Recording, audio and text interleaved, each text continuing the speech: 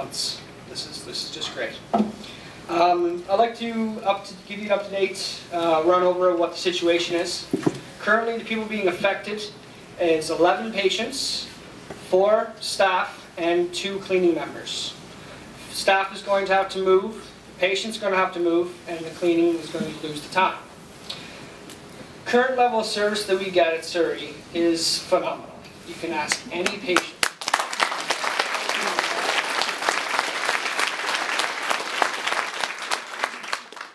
In fact, I went around to all the patients and I asked them if it would be okay if I speak on their behalf and if we're not going to take this lying down. And with as much muster as they could say at the time, we're going for it.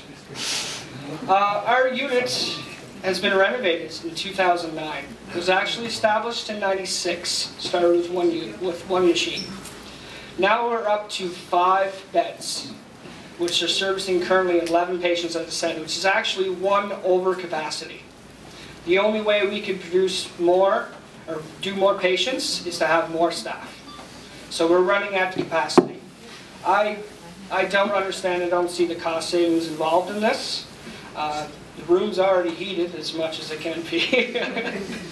And maybe the light switch is about it. That's all I can see.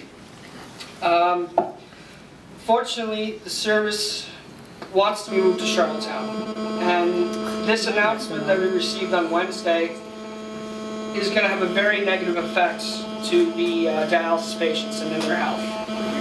We've had no consultation on this. There's been no explanation. And it just doesn't have any rational sense to me. The decision has added cost to the system. Doctors' fees are going to go up in the way of clinical visits. I'm not sure if you're familiar with this, but the nephrologist, which is the kidney doctor, in Charlottetown goes to the unit and talks to each individual patient. And they get a consulting fee for that. Unfortunately, it's a little too far to come to Souris to get that. And that's one of the added costs I see. And of course, the added travel costs to the patient. That's quite a staggering number, Mr. McDonald's. And if I were a civil servant, I might not mind traveling to Charlottetown at those kind of numbers. But the reality is that it's going to cost me about $300 a month on fuel, plus parking. Anyway, I speak a little bit more on the patient's behalf. I'm going to send this over to Brian.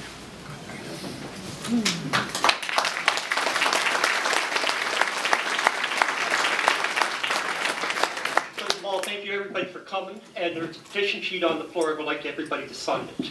A little history on me. 2 years ago, I became a dialysis patient. And the type of dialysis I take is very hard on my body. And in one respect, by saying that, I have needles. I take needles in my arm. Sometimes there's 5 needles every 2 or 3 days, depending. My veins are not always the best. But what it has done to my life now, what will take place in my life is, I put myself on a budget right now for travel. Like me in and out, being around Surrey, whatever have you. But now the change in my life is going to be an extra $400 or $500 a month maybe for travel. Because I have an old vehicle, it doesn't work all the best, so it just means I got to either buy another vehicle or I'm going to have to either move to town. And to me, it's not the best thing to do. And the government has done something wrong here, and we have to correct it. But anyway, we need to fight. And just to give you an idea what I do go through, like I say, my dialysis, I have needles in my arm. And I'll just show some of the people what it's like. And it goes into the muscles of your arm. But at the end of the day, you just don't feel like you can't do nothing.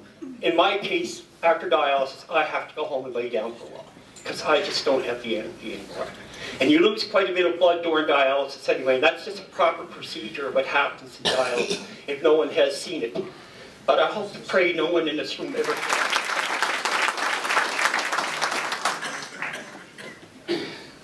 We talk about the nurses. Yes, we don't want to lose any more jobs. Don't. But these patients are the bottom line. It's the patients we got to worry about. It's these patients that got to go to Charlottetown. and sit there 3 days a week for 4.5 hours at a time. Do they move? Do they travel? No, they can't travel. It's going to cost them $11,000. Some of them are on social assistance. Some of them don't even get assistance for disability. If I've talked to some of these patients, I talked to the families, and it is a serious issue. And Alan was right. Our tax dollars, just our property taxes, what we pay. That's not counting our gas taxes, our clothing. So, you know, everything that's said there tonight is right. And what I need is everybody in this room, and mention to as many people as you can, to email the Minister of Health. I can't fight alone.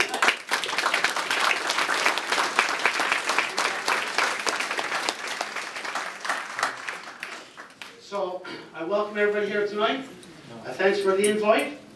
And next time, just give me a heads up and I can put my work clothes on and I can come down. Thank you.